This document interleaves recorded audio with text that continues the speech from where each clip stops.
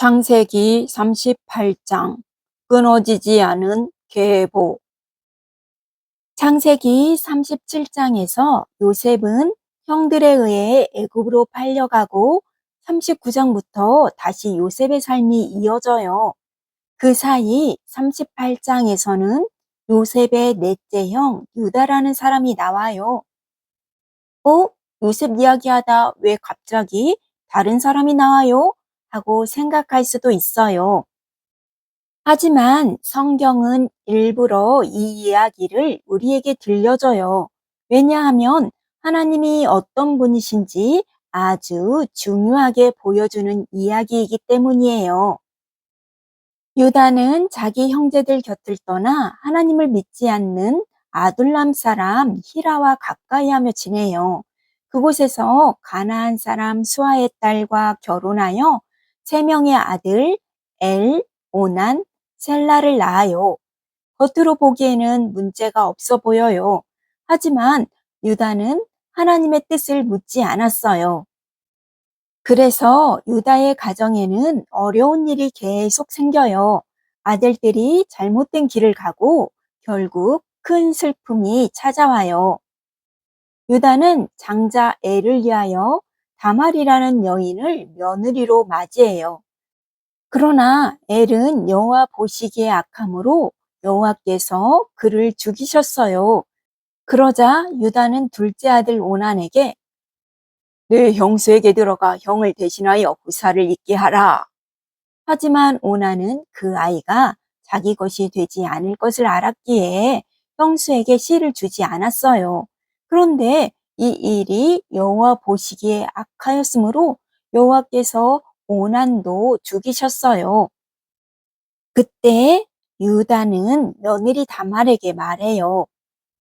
내 아들 셋째 셀라가 장성하기까지 너는 친정에 돌아가 과부로 지내라. 유다의 며느리 다말은 남편이 죽고 보호받지 못한 채 혼자 남게 돼요. 다말은 약자이며 보호의 대상이에요. 그 당시 죽은 형의 아내에게 들어가는 제도는 음란을 허용하는 제도가 아니라 책임을 강하게 요구하는 제도이며 약자를 보호하고 이름과 약속을 이어가기 위한 제도예요. 이 제도는 단순한 가족법이 아니라 하나님의 약속이 이어지는 통로와 연결되어 있어요. 후사가 끊기면 가문이 끊어지고 가문이 끊기면 약속의 계보가 위협받기 때문이에요. 따라서 오난의 행동은 개인의 선택 문제가 아니라 하나님의 언약을 가볍게 여긴 태도로 다루어져요. 그러나 유다는 셋째 아들도 형들처럼 죽을까 두려워 다말을 다시 친정에서 데려오지 않았어요. 세월이 지나 유다의 아내는 죽게 돼요. 유다는 장례를 마치고 양털을 깎으러 딥나로 올라가요. 이 소식을 들은 다말은 유다가 셋째 셀라를 장가들게 하지 않았음을 알고 과부의 옷을 벗고 얼굴을 가린 채 딥나로 올라가는 길 에나임 문 어귀에 앉아 있었어요. 유다는 며느리 다말이 얼굴을 가렸기 때문에 창녀로 알고 동침하기를 청하였어요. 그러자 다말은 담보를 요구해요. 유다는 인장, 끈, 지팡이를 맡기고 약속대로 염소 새끼를 보내기로 해요. 그리고 다말은 다시 과부의 옷을 입고 자기 집으로 돌아가요.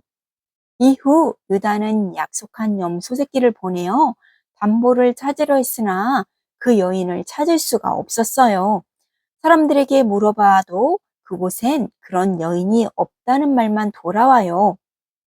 그로부터 석 달쯤 후 유다는 며느리 다말이 행음하여 아이를 가졌다는 소식을 듣게 돼요. 유다는 그를 끌어내어 불사르라. 그러나 다말이 끌려 나올 때 그 담보물을 보내며 말해요. 이 물건의 주인으로 말미암아 내가 임신하였으니 이 인장과 끈과 지팡이가 누구의 것인지 보소서.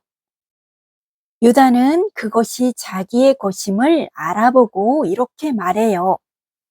그는 나보다 옳도다. 내가 그를 내 아들 셀라에게 주지 아니하였음이로다. 이 말은 이런 뜻이에요. 내가 틀렸구나. 내가 잘못했구나. 여기서 유다는 자기 죄를 인정했기 때문에 하나님 앞에 설 수 있었어요. 그 이후 유다는 다시는 다말을 가까이 하지 않았어요.